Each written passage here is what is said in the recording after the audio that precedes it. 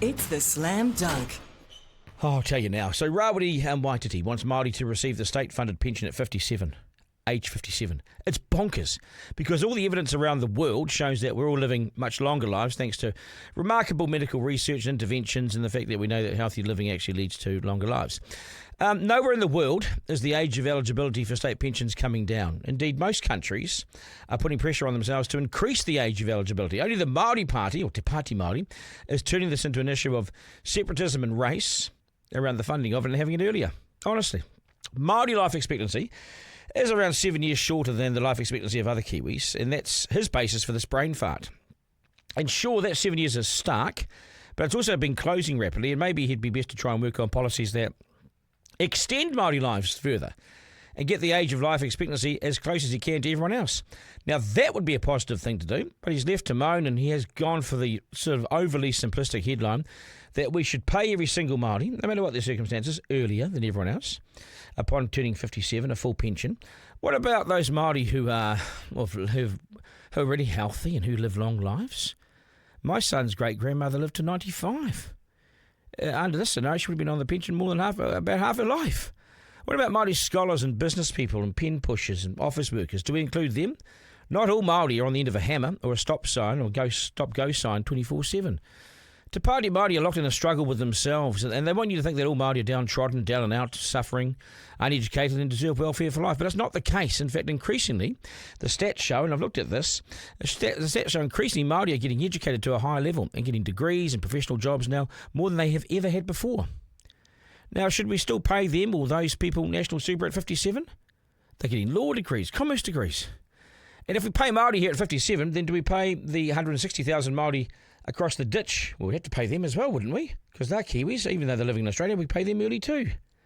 Oh, this would cause real problems. This is the very meaning of apartheid. Two systems, two people, two different standards of citizenship. And this would really, really drive it home. There would be genuinely two standards of citizenship and two standards of payments. God, it's a disaster. Maybe we identify manual workers and pay them earlier. No breakdown on race, but just manual workers. It's so problematic and so worrying. And the Greens, as you can imagine, have clambered on board and said, we like this, toot toot, we're on board. Of course they're on board. They haven't yet met a Te Pāti Māori idea that they don't like. And I think when it comes to Te Pāti Māori, the Greens' answer is yes. Doesn't matter what the question is, but yes. Okay?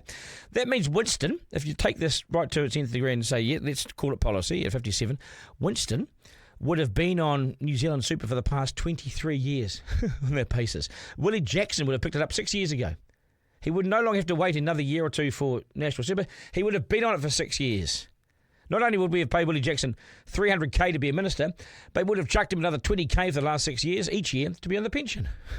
There's an argument not for it. Despite living a perfectly normal, healthy life like his Pākehā mates, Willie Jackson would have been on Super for the last 6 years. Paula Bennett's age 56. Now, she's Māori. She'd get the pension next year. The argument's ludicrous. There's such a big hole in it that you drive more than one bus through it. Māori Party boss John Tamahiti would have been on the pension for the past 9 years under the Waititi plan. So on a building site, let's say I'm going on a building site today. 5 Pākehā builders, 5 Māori builders. The Māori builders stop working at age 57. They put their tools down, they walk off the site at age 57. But I carry on, saving my guts out for the next 8 years before I reach 65, and then I get the pension. It doesn't work, does it? I have a prime example where Pākehā die early and get no pension. White people die early through stress and hard yakka and the like. My dad was 62, never got a cent for a state pension. He didn't live long enough. It's bad luck, isn't it? This idea does not fly, not now, not then, not back in the day, not in the future. If Waititi really cared for his people, he'd be pushing things that extended life expectancy, and the gap is closing on that front. It actually is good news.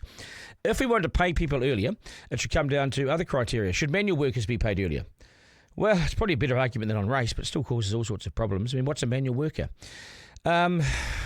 We could be retiring fit and healthy and very well-meaning Māori at age 57 for no other reason than Waititi is a deluded racist who thinks Māori are owed a living.